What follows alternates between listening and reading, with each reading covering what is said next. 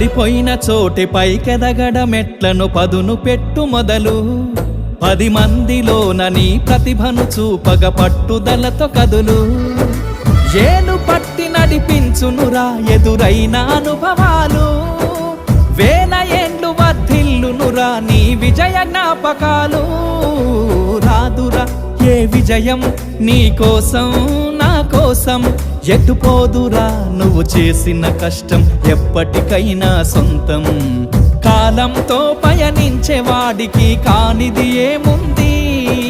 సాధనతోనే సాధ్యమవ్వునని సదాశయంతో సాగర ముందుకు రాదురా ఏ విజయం నీ కోసం నా కోసం ఎటుపోదురా నువ్వు చేసిన కష్టం ఎప్పటికైనా సొంతం